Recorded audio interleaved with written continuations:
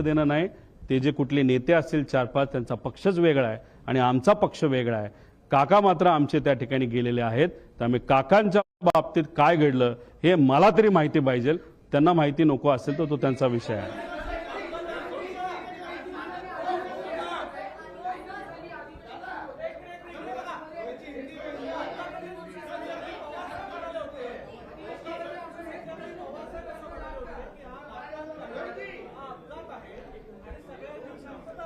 आज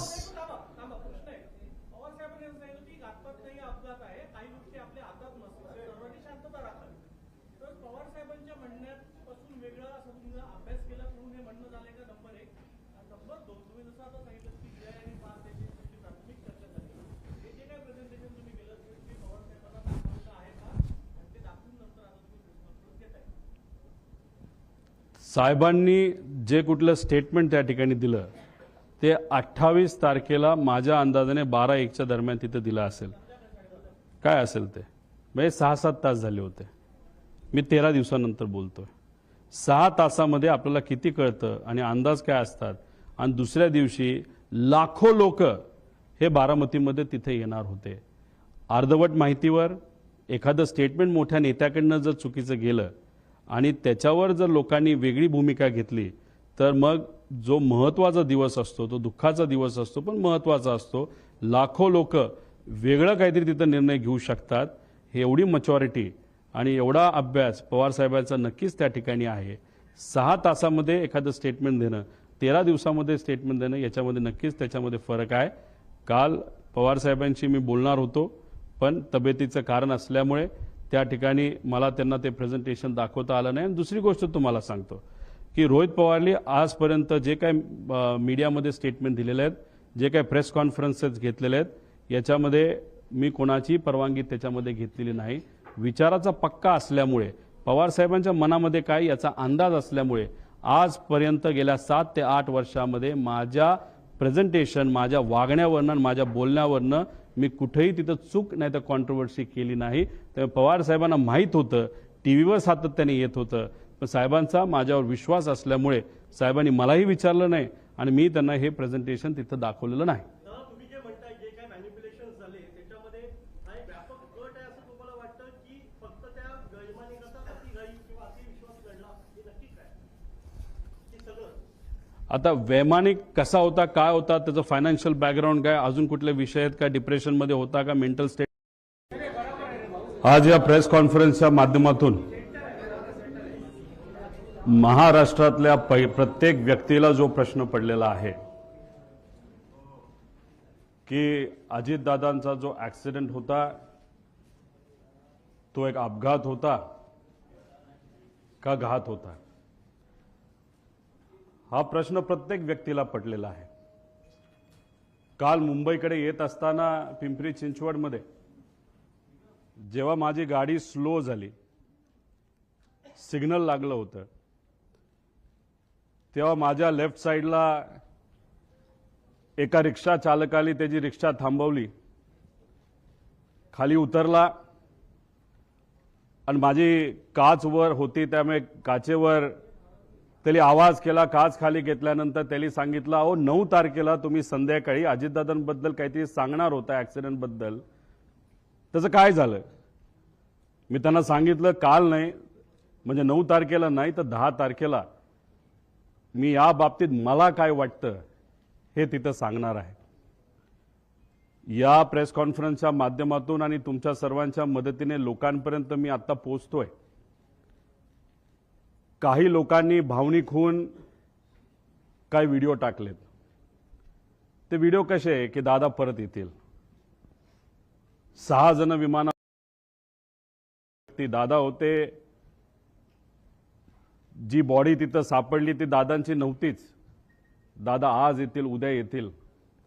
मला त्यांना सांगायचं आहे की आज जर दादा परत आले तर मी सुद्धा त्यांना घट्ट मिठी मारेल।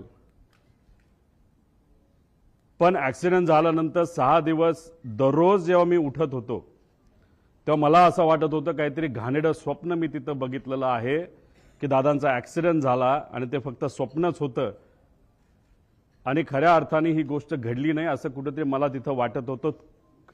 कधीपर्यंत? जेव्हा दादांचा एक स्वेटर तो सुद्धा जळलेला, त्यांची चप्पल, त्यांचं घड्याळ जे दररोज ते घालायचे आणि ते घड्याळ दादा कधी पण त्यांचा जो वेळ असतो ते 15 मिनिटं पुढे ठेवायचे. 9 वाजलं त्या घड्याळात वाजले होते आणि ते जळलेलं घड्याळ बंद पडलेलं तिथं मी बघितलं. आणि जे कोणी तिथं बघत होते त्यांच्या डोळ्यात अक्षरशः अश्रू होतं. कुणी निशब्द झाले होते, कोणाला काहीच बोलता येत नव्हतं. त्यामुळे मला सर्व लोकांना एवढंच सांगायचं आहे की जी घटना झाली नाही, जे दादांना झालं नाही आपल्या सर्वांना वाटतं, तसं नसून ही घटना झाली आहे. आणि आज दादा आपल्यामध्ये नसले तरी सुद्धा विचाराने ते आपल्या सर्वांबरोबर आहेत. ते हे एक प्रेझेंटेशन इथं मी तुमच्या सर्वांसाठी केलेलं आहे.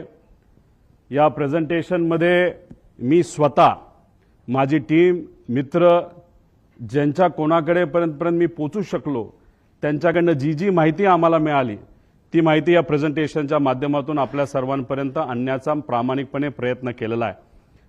काही लोक म्हणतील ही कुठून आणली, कशी आणली? ही आम्ही आणली आहे. अजितदादांच्या प्रेमापोटी ही माहिती आम्ही गोळा केलेली आहे.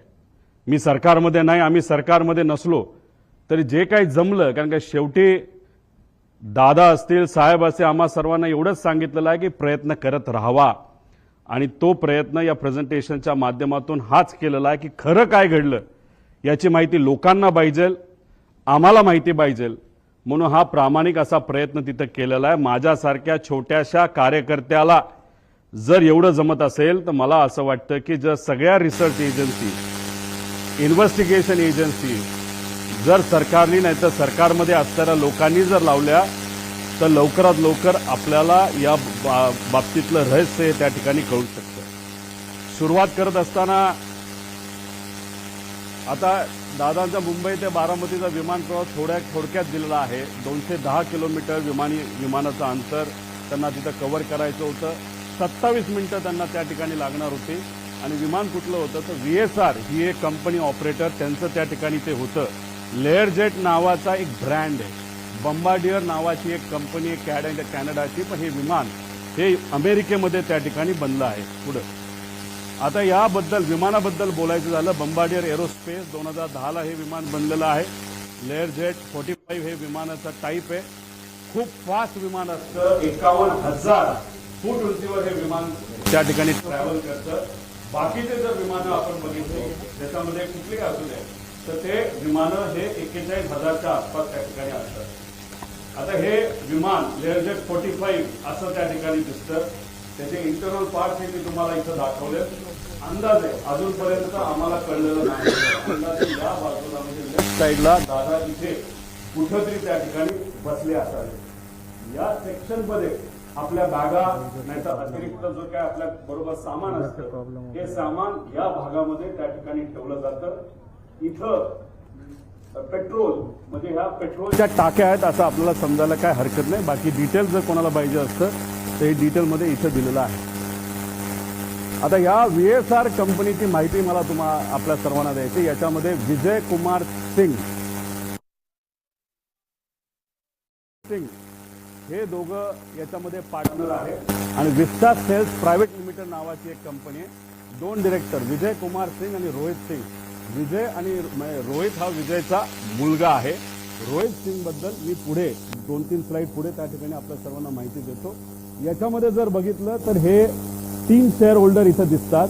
पण या खोलामध्ये जर गेलो विस्टा सेल्स प्रायव्हेट लिमिटेडमध्ये 27 वेगवेगळे शेअर होल्डर आहेत. ह्याच्यात जर खूप खोलात आपण गेलो तर कोणाची कंपनी आहे, कोण तिथं शेअर होल्डर आहे, विमान कोणाचे हे तिथं आपल्या सर्वांना कळेल. पण याच्या खोलामध्ये तिथं आम्ही जात नाही. त्या पद्धतीची माहिती आमच्यापर्यंत आहे. पण अजून खोलात जाऊन जर उद्या जाऊन लागलं तर ती माहिती आपल्या सर्वांना आम्ही देऊ शकतो. त्यानंतर या कंपनीकडनं या कंपनीचं म्हणजे VSRचं तसं बघितलं तर लेअर जेटच्या बाबतीत त्यांची मोनोपोली आहे या देशामध्ये. सगळ्यात जास्त लेअर जेटचे विमानं जर कोणाकडे असतील तर ते VSR नावाच्या कंपनीकडनं.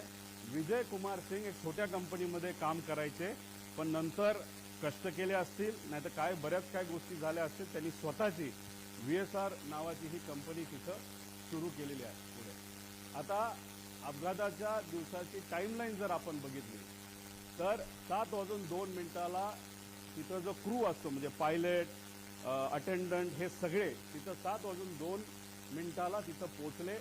कॅप्टननी चेक केलं बारामती एअरपोर्टला, तिथं फोन केला असेल, माहिती घेतली असेल, ATCशी बोलणं झालं असेल, बाबा तिथं विजिबिलिटी आहे का असा प्रश्न तिथं केल्यानंतर तिथं ऑल ओके 7:10 सांगण्यात आलं. 7:17 दीपक जाधव विदीप जाधव जे त्यांचे PSO होते दादांचे हे तिथं पोहोचले होते. 7:50 दादा विमानतळाकडे पोहोचले. 7:56 विमान मुंबई विमानतळ रडारच्या संपर्कात आलं की मुंबईच्या ATCला सांगितलं आता आम्ही टेक ऑफ करायला तयार आहे. 8:10 आणि 51 हे टेक ऑफ झालं. तुम्ही म्हणताल या बाजूला काय, या बाजूला काय आहे याची माहिती थोड्या वेळानंतर मी आपल्या सर्वांना देतो, पण ही माहिती अतिशय महत्वाची आहे. एका ग्रुप चॅटची ही माहिती आहे आणि त्या ग्रुप चॅटवर खूप काही आपल्याला पुढे जाऊन कळणार आहे. नाव फक्त दिलंय, पुढचा नंबर तिथं मी दिलेला नाही, पण नंबर सुद्धा तिथं आहे. एका ऍक्च्युअल ग्रुप चॅट मधले हे स्नॅपशॉट तिथं काढलेले. त्या ग्रुप चॅट मध्ये अधिकारी सुद्धा असतात, PA सुद्धा असतात. त्याबद्दलची माहिती मी पुढे तुम्हा सर्वांना देतो. आता विमान 8:22 विमान लोणावळा जवळच्या आसपास त्या ठिकाणी तिथं असेल. 8:25 विमान पुणे जवळ, पुणे शहराजवळ असेल. 8:30 विमान यवत हे जे गाव आहे त्याच्या आसपास असेल. 8:32 सुपे म्हणून गाव, सुपे जळगाव गाव हे बारामतीमध्ये आहे, तिथं असेल. 8:43 ते 8:45 दरम्यान दुर्दैवी घटना, खरंच जी घटना अतिशय आपल्या डोळ्यांमध्ये पाणी आणते ती घटना या टाइमच्या वेळेस त्या ठिकाणी घडली. 9 वाजता दादा गंभीर जखमी आहेत.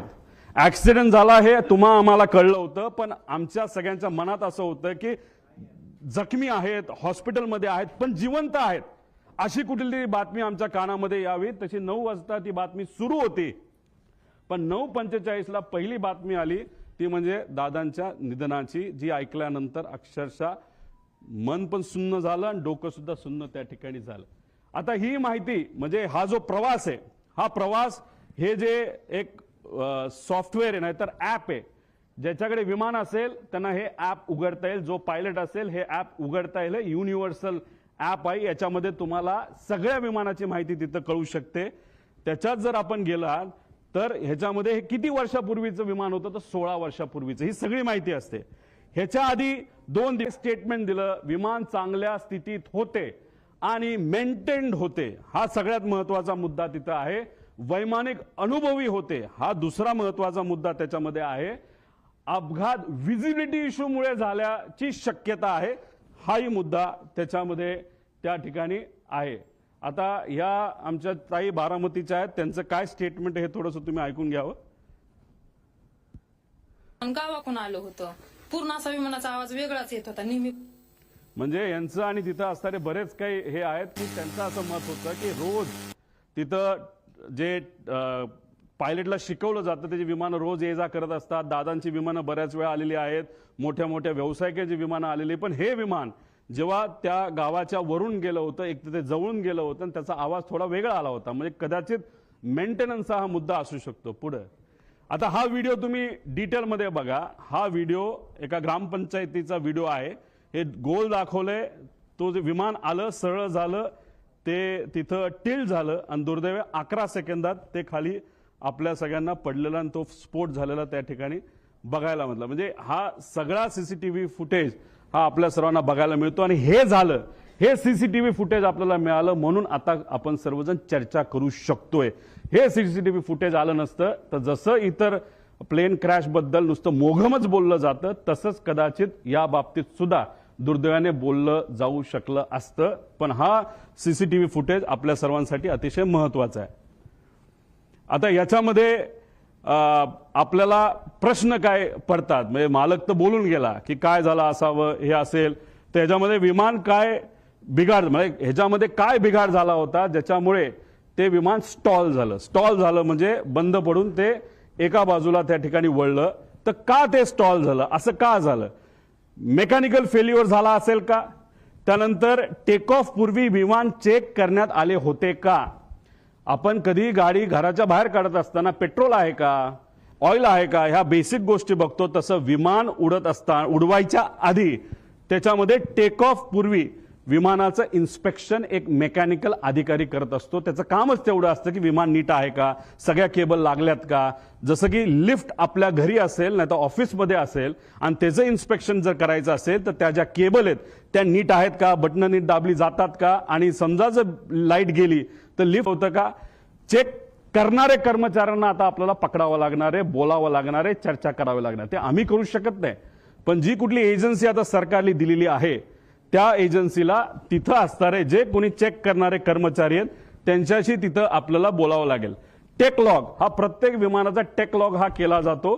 टेक लॉग असेल तो जो अधिकारी आहे मेकॅनिकल इन्चार्ज तो सही करतो आणि विमान चालक जे असतात को पायलट आणि मेन पायलट हे त्याच्यावर तिथं सही करतात. टेक लॉग सुद्धा आता आपल्याला शोधायचं आहे. आणि विमान हे जे होतं ते एअरवर्दी होतं का, म्हणजे विमान उडण्याच्या लायकीचं होतं का, असा एक वेगळा रिपोर्ट हा डीजीसीएचा असतो. तो सुद्धा तिथं बघण्याची जरूरत आहे.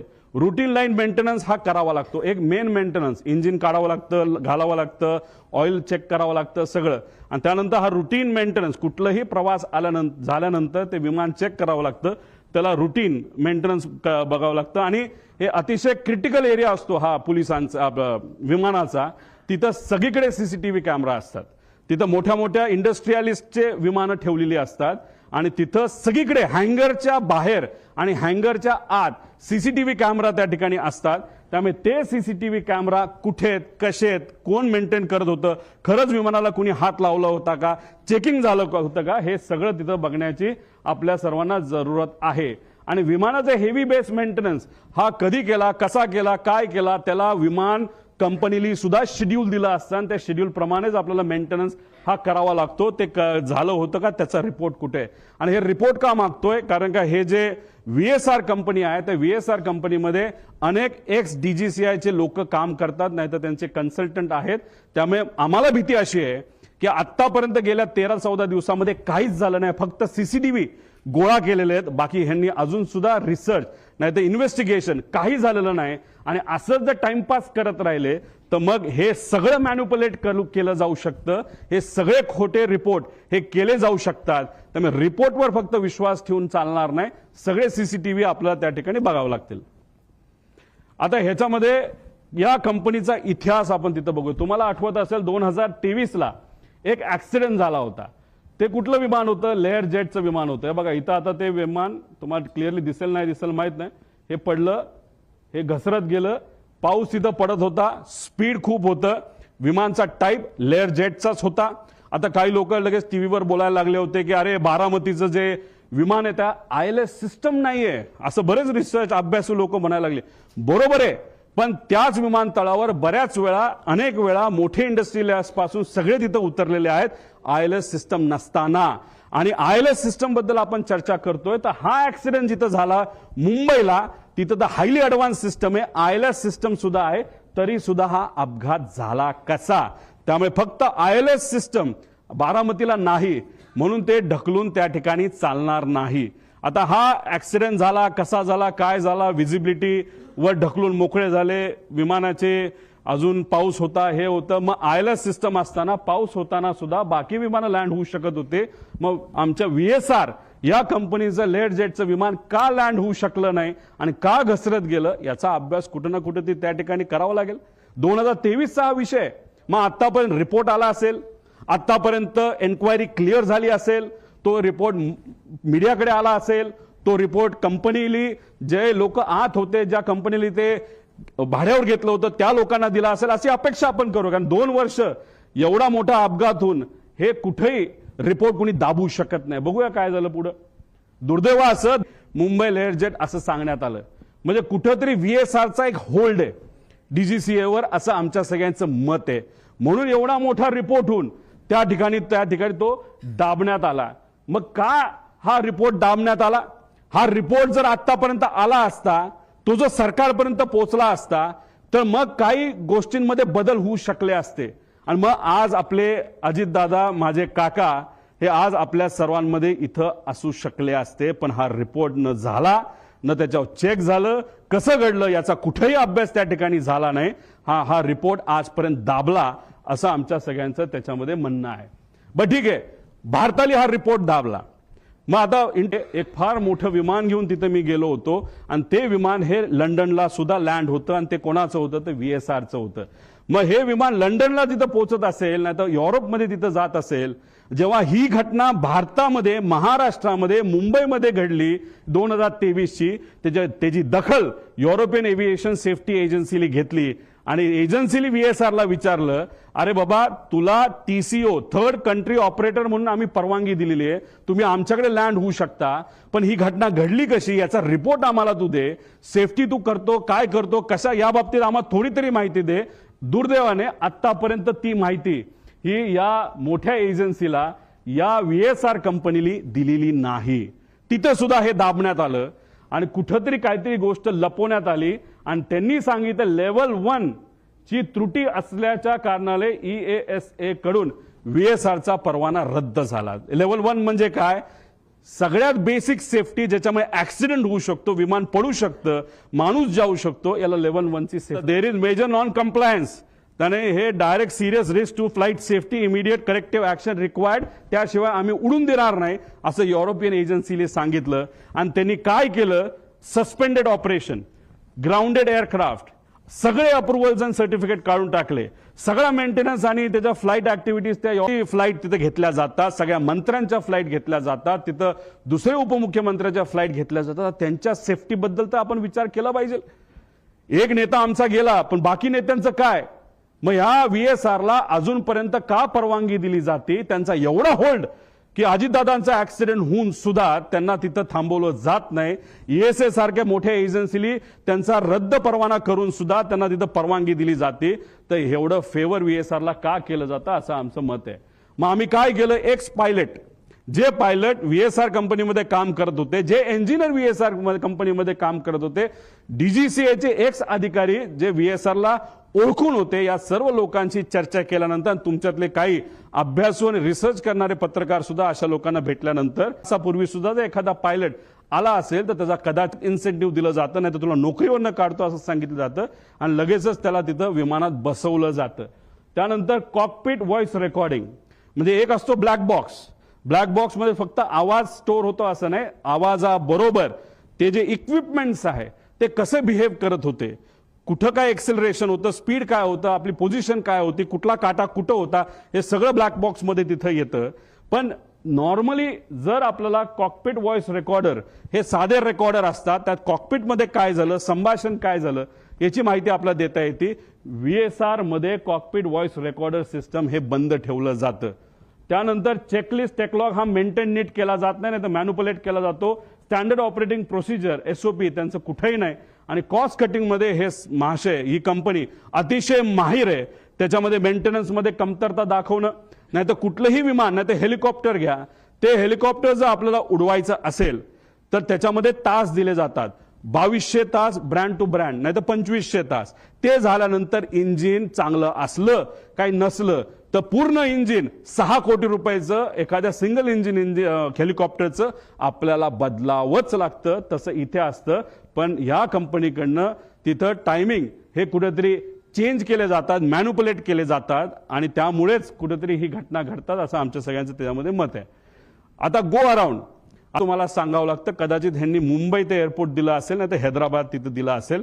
आता तिथं गो अराउंड करत असताना एकदा ट्राय केला, दुसऱ्यांदा कदाचित त्यांना ते दिसलं नसावं, त्यांनी सांगितलं हो दिसलं, पण दिसलं नसावं, तर तिसऱ्यांदा राऊंड घ्यायला पाहिजे होता, पण ह्यांनी तो घेतला नाही. दुर्दैवाने सेकंड अटेम्प्टलाच त्यांनी तो प्रयत्न केला. जी घटना घडली ती घडली. आणि दुसरं कसं असतं, ह्यांना पुढे कुठे जायचं होतं, अजित काकांना घेऊन हे कुठं जाणार होते, बारामतीला जाणार होते, आणि बारामतीवरनं हे कुठं जाणार होते, शमशाबाद ते पटना, तिथं कोणतरी व्यक्तीला तिथं घेऊन जाणं. म्हणजे ह्यांना घाई होती, नाही बाबा जायचंच आहे. नाही तर होण्यापूर्वी आपल्याला एक अंदाज येतो काहीतरी गडबड त्याच्यामध्ये होते. हे विमान स्मार्ट विमान असतं आणि ह्याच्यातली ही जी काय स्टॉल वॉर्निंग सिस्टम आहे, आमचा प्रॉपर इंटेल आहे आमचं काही लोकांशी तिथं बोलणं झालंय, फक्त त्यांनी सांगितलं आमचं कृपा करून तुम्ही नाव नका सांगू, आमच्या नोकऱ्या तिथं जातील.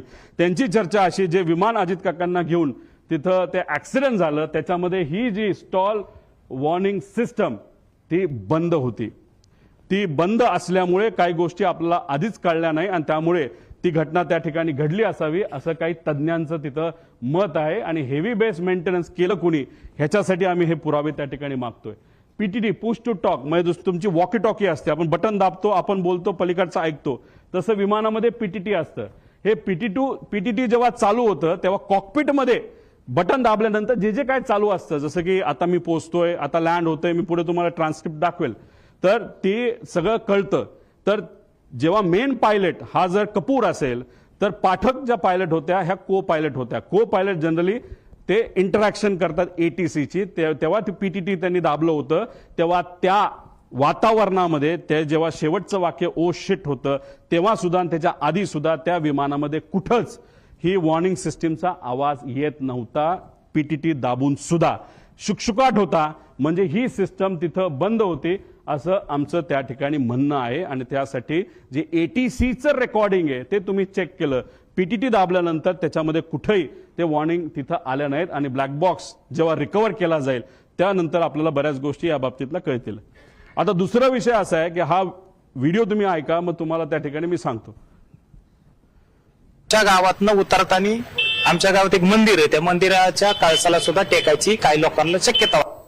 आता हे त्याच वेळी आमच्या गावातनं उतरताना आमच्या गावात एक मंदिर आहे, त्या मंदिर 51,000 फीटला ते उडतं आणि जेव्हा तुम्ही त्या एअरपोर्टच्या जवळ येत असता आणि फारच जमिनीच्या जवळ आल्यानंतर ही सिस्टम तुम्हाला वॉर्निंग देते. जेव्हा तुम्ही एखादा हिंदीचा पिक्चर नाही तर इंग्लिशचा पिक्चर बघितला असेल तेव्हा तिथं तुम्हाला जाणवत असेल एक आवाज ते विमान देत असतं की warning approaching land, warning approaching land, अशा प्रकारची ही सिस्टम त्याच्यामध्ये असते. आणि दुर्दैव असं आमचं असं मत आहे की मंदिराच्या जर जवळ गेला असेल तरी पीटीटी चालू असताना हा आवाज तिथं आपल्याला कुठंही ऐकायला मिळालेला नाही. आणि हे सगळं संभाषण हे एटीसी वर त्या ठिकाणी झालेलं आपण बघू शकतो. ते रेकॉर्डिंग तुम्ही बघितलं, आमच्याकडे त्याचा एक प्रिंट आहे आणि ती प्रिंट हे सरकारला सुद्धा त्या ठिकाणी दिली गेली आहे. ते पुरावा आमच्याकडे आहे, त्याच्यामध्ये कुठंच. आणि आम्ही जेव्हा काही लोकांशी बोललो तेव्हा त्यांच्याकडनं सुद्धा आम्हाला कळालं की अशा पद्धतीने आम्हाला कुठंच काही हे ऐकू आलं नाही. त्यामुळे ही जी सिस्टम आहे ती सुद्धा बंद होती, नाहीतर खराब झाली होती. आता ह्याच्यामध्ये VSR संदर्भातले काय प्रश्न की हेवी बेस मेंटेनन्स हा कुठं केला जातो हे आपल्याला माहिती घ्यावं लागेल. या देशामध्ये 2च MRO आहेत. एक मुंबईच्या आसपास आहे, प्रफुल्ल पटेल साहेबांची मालकी त्या MROची असं आम्हाला त्या ठिकाणी कळतं, आणि दुसरं कुठे दिल्ली साईडला त्या ठिकाणी आहे. रिपोर्टर जास्तीत जास्त या 5 मध्येच कुठेतरी जाणार आहे, मग तिथून नोकरी निघाली की परत 5 मध्ये दुसरीकडे जाणार आहे. तसंच MRO जर 2च असतील तर मग ते लोक कोण आहेत जे लोक या VSR कंपनीमध्ये आज काम करतात, पूर्वी ते कुठं काम करत होते, कोण आहेत ते, कुणी ते सह्या केल्या, रमेश नावाचा माणूस कोण आहे, त्याचा काय अनुभव आहे, तो मेंटेनन्सचा त्याला का प्रमुख केलं, त्याला तुम्ही एन्क्वायरीसाठी घेतलं का तो गायब झालाय, हे सगळे प्रश्न आपल्याला तिथं पडू शकतात. एन्क्वायरी माजी अधिकारी हे या कंपनीमध्ये काम करत असल्यामुळे एक होल्ड आहे. टिल्ट होताना जे विमान दिसते त्या ट्रान्सपॉन्डर बंद होता. ट्रान्सपॉन्डर हा 8:43.18 ह्याच्यात तुम्ही म्हणाल हे तर टाइम वेगळा दिसतोय, ह्यात फ्लाईट रडारच्या शेवटच्या UTC टाइम म्हणजे 3 ते म्हणजे ह्याच्यामध्ये 5 तास आपल्याला ऍड करावं लागतं.